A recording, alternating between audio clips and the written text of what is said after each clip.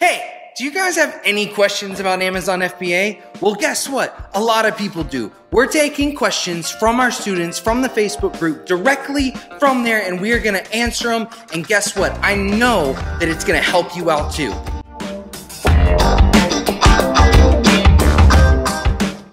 All right, guys, so here's the deal. If you don't know it yet, and you're not a part of it yet, we got a Facebook group. The Facebook group is where people like you who want to sell on Amazon, who are already selling on Amazon, can talk, can chat, can say, hey man, what'd you do? I don't know, what'd you do? And try stuff out. So today, my man T said, hey, fellas, post some... And ladies. And ladies, love you ladies. They posted them...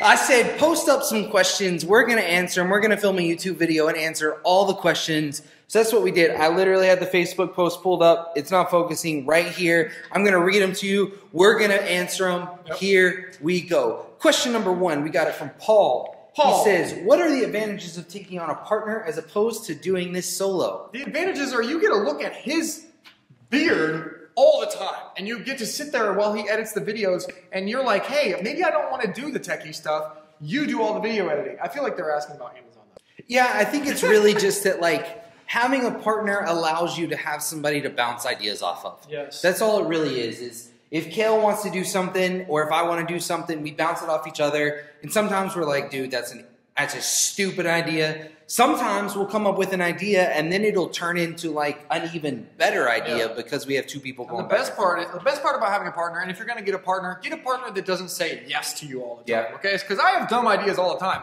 and Taylor's like, "That's a stupid idea. We're not doing it." And he has really stupid ideas, and I'm like, "Nah, no, I don't. Nah, we ain't doing that." So get someone who's not just going to be like, "Yeah, that's a great idea," and like, lead you off a cliff. I think in these videos, it always comes across as if we're like best friends and like everything goes super well, but we have totally gotten into some arguments. Like, I haven't punched him in the face yet, but I've come close. But okay, we're getting off tangent here. Okay, Sarah asks, what is the best marketing strategy that you've used, and what are some things that you would have done differently since starting FBA? The best marketing strategy for Amazon FBA businesses is pay-per-click advertising, which we've made a million videos on. But that is probably not what you're asking. I feel like she's asking about stuff off of Amazon. Yeah. And so marketing strategies, Facebook ads, Instagram ads, leading to landing pages where you can collect an email. Yep. Email conversion rate is super high. Get your customers' emails. Yep. And then what are some things you would have done differently since starting FBA? We would have not wasted thousands of dollars and put up a whole bunch of random products that ended up not doing very well. Yeah. We would not have done a giveaway where we gave away 1,500 units for one product to try to get to number 1. We really honestly would have, instead of just trying to see how many products we could get up and just go and go and go, we would have put one product up and just mastered that product. Grew it, got reviews, optimized PPC, then moved on to the next one, then moved on to the next one, rather than scaling the way that we did. I think obviously we got here because of the way that we scaled, but I still would have changed.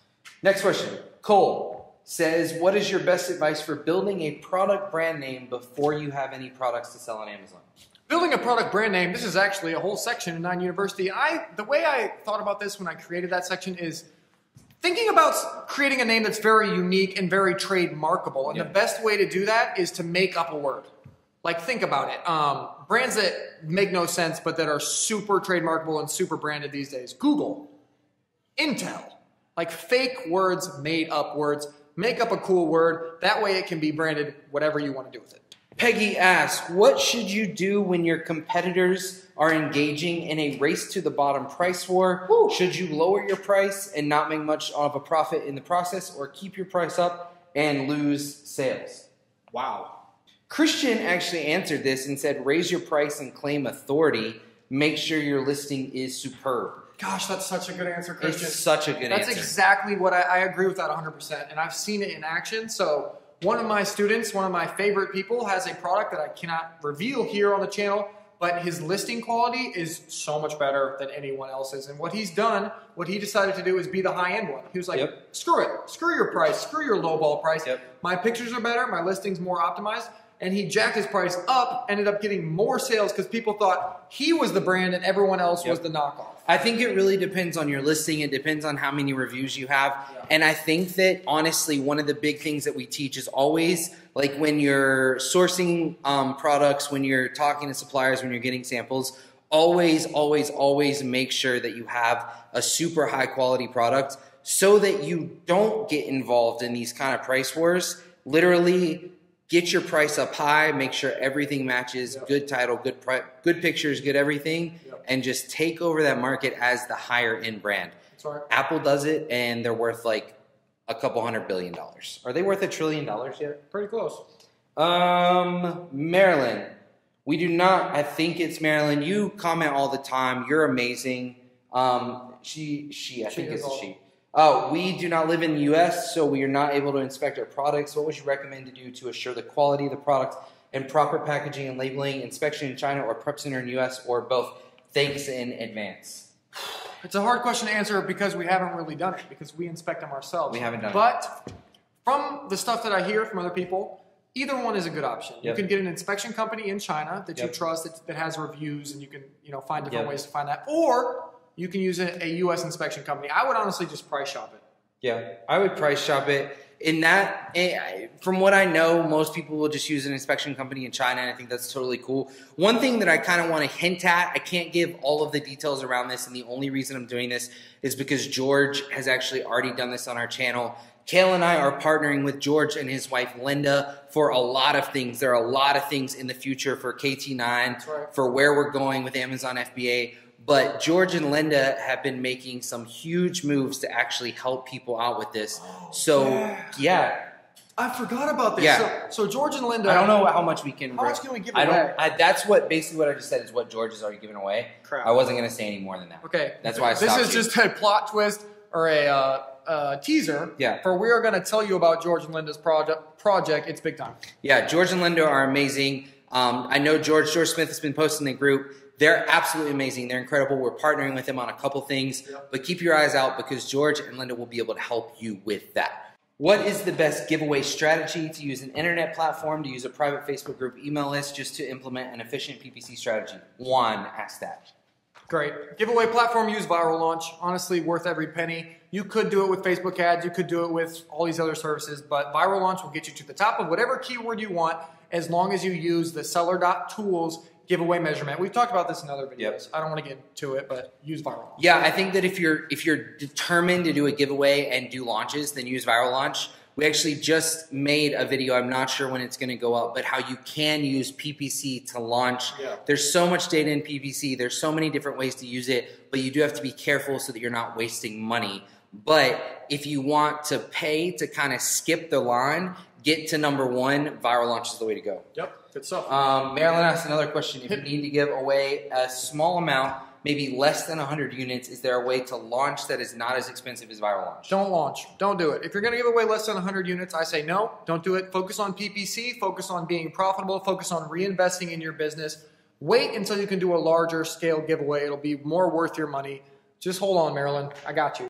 Jan asked, I know your time is very limited, appreciate that, but if you could briefly explain how to use negative keywords and the difference between negative match types, that would be great. I'm trying to negate keywords and phrases without interfering with my profitable ones. Example, Easter gift for daughter from mom. I don't want that to be searchable as Easter gift for mom from daughter.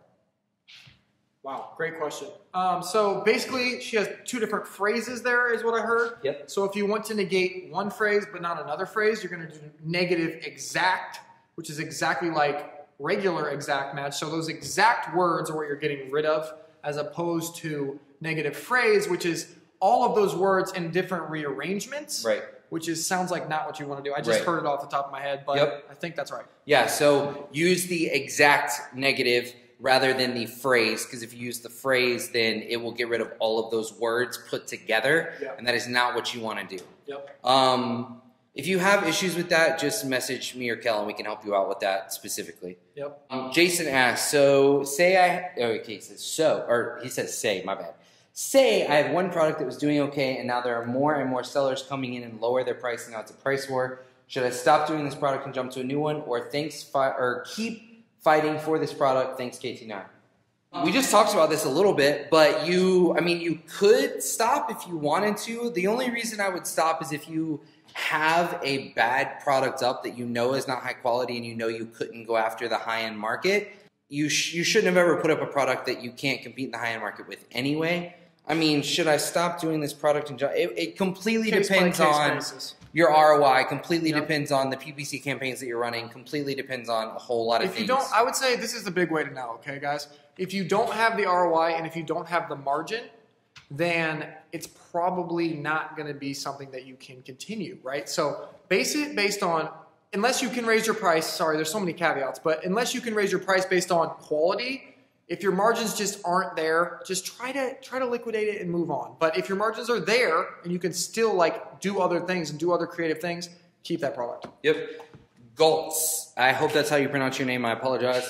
What is the best way to get reviews without breaking terms of service? We're knocking these out. You guys enjoying this? If you're enjoying this and you like this stuff, if you like question and answers, we don't really know. Like, do people like this stuff? Yeah, let us know if you like it. Comment below that you like this question and answer. Shout out the people that you heard, your friends from the Facebook group. Because if you like it, we'll do them more often. Yeah, we'll do this all the time. I love it. I forgot the question. Sorry. What is the best way to get reviews without breaking terms of service? We just made a video about this. It's like it's actually going to be up before this one goes up. It's a total review video. I'm just going to refer you to that one because it's going to do a better job for me. Yeah, I mean, I think best way to get reviews. I'll say one quick thing about this. Best way to get reviews without breaking terms of service.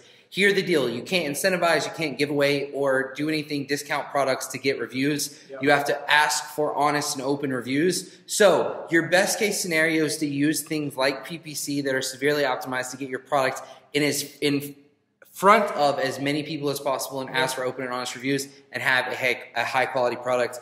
I know that didn't really answer your question, but make sure you check out the reviews video. Ed, it's another review question. Since these Facebook review groups are under fire by Amazon, what is your recommendation of getting reviews? You can only use family and friends so much. Here's the deal. We talk about this in the review video. We've seen the articles. We've seen, Facebook groups are under fire. We talk about that a little bit in the reviews video. But I don't know anybody personally who's been hit by that. No. Like sellers that have been taken down. No. I do know people who have had their reviews taken down, but I have not actually seen any actual sellers get taken down. Worst case scenario, your reviews get wiped, a couple of reviews get wiped off your account. Your seller account is going to be fine. I just want to ease your worries about that. Kevin Hardy, this is a suggestion for a later video. I'd love to see a more in-depth tutorial of seller.tools. It's quite confusing. Whew. I would love to do it. I would love to do seller.tools because I use it every single day, and I would be happy to make you that video. If you want the video sooner, it already exists in 9 University below. I apologize if I apologize. Satinder. Is there a way to get initial reviews and having organic sales without doing discount giveaways or refunds? PPC. Yep. PPC with a product insert with a good autoresponder setup. Rod, what changed in your business? Okay, he's got a couple questions. I got this. Let me read some of those. All right. What changed in your business after you launched 2 to 3 products? We realized how difficult it was. We learned a lot of stuff. We learned a lot about PPC and about pictures and all those kind of things that we didn't really know going into it. Yep. We learned which products to pick. Yep. We learned how to launch them better. We learned how to not waste money. We learned all the stuff that we teach all of you guys now. Honestly, the biggest thing for us is actually after we had 2 or 3 products up is when we actually found a bunch of YouTube videos, found a course, found a mentor, that kind of thing. That is really what changed right there and kind of launched our business to where it is right now. Yeah, and that could change for you too. So how do you time when to order your next shipment to replenish stock? Great question. So we just do basic math. We see how many we're selling per day and how many days that leaves us. Yep. And then we compare that with our lead times. Yep. Usually the lead time's about a month. We say, all right, do we have 30 days of supply left? If not, or if we're getting close, we order more. Yep. What are your taxes on takes on what are your takes reviews? Everyone loves reviews. Check out the review video. What's the next one? How can you compete with more saturated products that have high demand? Have more money. Yeah, if you have more money, you can compete in any category that you would like. Because you can do more giveaways. You can have a higher budget for PPC. That kind of thing. This is the best one. This is the best question of the whole thing. If you're still here with me, let me know you heard this question. Can Taylor dunk a basketball? Okay, what do you think? Listen. Comment below yes or no. I'm going to give you the answer to this. Here's the deal. I've known Kale for a year and a half. Yeah. 2 years? I don't know, something like that. Yeah. And not once, even though we're in business together, even though we do all this stuff, not once have we ever played ball together. And you want to know why? It's because Kale's scared I'm going to dunk on him. That's why we've never played together. I think he's drunk. Have you guys seen how I used to play? Okay, I actually like this question. Rod, this is a funny question. A ship anchored in, okay, listen. A ship anchored in a port has a ladder which hangs over the side. The length of the ladder is 200 centimeters. The distance between each rung is 20 centimeters, and the bottom rung touches the water. The tide rises at a rate of 10 centimeters an hour. When will the water reach the fifth rung? Okay, so ladder is 200 centimeters. The distance between each rung is 20 centimeters, and the bottom rung touches the water. If you go up 5 from, if you go, the first one touches the water, the second one would be 20 centimeters, third one would be 40, third one would be 40, fourth one would be 60, fifth one would be 80. The answer is, when will the tide rise? Okay, so it has to go 80 centimeters. It rises at 10 centimeters an hour, which means it would take 8 hours. Most people will say it will take 10 hours. It will take 8 hours. But you didn't tell me what time it was right now, so I can't tell you when the water will reach the fifth rung. Oh my God. Okay, Brian, here's a good question. So he is following up on what Cole asked earlier about a brand name. Now that you've decided on a brand name, assuming it is just a made-up word that means absolutely nothing, how do you go about creating a logo for your brand not knowing what you are selling? Great question. Make the logo just the words, and then make the logo something graphical, something cool, like a shape, like a fruit, like a tree, something that people like, something that people trust. Think about it. Apple. People like apples. Yep. And you don't have to have a picture. I mean, think about our logo for KT9. We literally just took the letters and put them and then put a circle around them. Look at this. I mean, 9U is just words with the U put with the 9, and then like these are the same. It doesn't have to have a picture. You can just play with the words. If you really are struggling with it, then actually go to Fiverr, pay somebody $5, $10 to make a logo for you. Yep. Bianca, how do you differentiate your products? We've differentiated our products in a bunch of different ways. I know one of the first product that that Kel put up, the cornhole lights, he differentiated by having 16 different colors. How else are you going to differentiate a product? I'm going to differentiate it based on quality. I'm going to differentiate it based on pictures. I'm going to add a bundle. I'm going to do stuff like that. Honestly, just figure out what's the biggest pain point with the product, read the 1-star reviews, and then reverse that. So say this product breaks a lot, or that it arrives broken and it's flimsy. Make one that's super sturdy, and in one of your pictures have someone trying to break it. Like, demonstrate their worst qualities, make them your best. That was a hack, if you heard that. Travis, once again, Travis asked, what is the best way to get your initial reviews at launch? I hate to tell you this again, guys. I hope you didn't just leave and watch the review video the first time we mentioned it, but here's the 5th time. We have a review video. Check it out. Mark asks, what are your thoughts on custom packaging? There's a blatantly obvious private label product that does well. Can custom packaging help separate from the pack? Sure. Yes. But you have to have good pictures of your packaging, because no one knows what the hell your packaging looks like until it gets there. So you have to have a good photographer to take pictures of your packaging. Hire us, Honey Badger. Packaging makes a product look higher quality. Yeah. Okay? Whether it actually is or not, that's a whole other thing. But when a product arrives to a customer in a custom package, it makes it look higher quality. It can lead to a perception. Christian, okay, he has a bunch of stuff. What does good, great due diligence look like? Wireless charger example, possibly a more in-depth product research chapter in 9U. Possibly a more in-depth product. Christian, we have talked about this. There are 14 videos in product research. We'll add some more to it. We show 14 different methods. Yeah. I think he's talking about. So what he's talking about, I think, is that if you get the doctorate program in 9 University, you get a free product. We send you a product that we handpicked out that is patent checked, all that kind of stuff, and we have a video in the product research department that talks about how you still need to do your due diligence on that product to make sure you still want to sell it. Which basically all we're talking about is make sure it follows all the product research rules, right? Yeah. We have patent checked it, and at the time when we found it, it was 7 for 7, or it is 7 for 7. Check that it's still 7 for 7.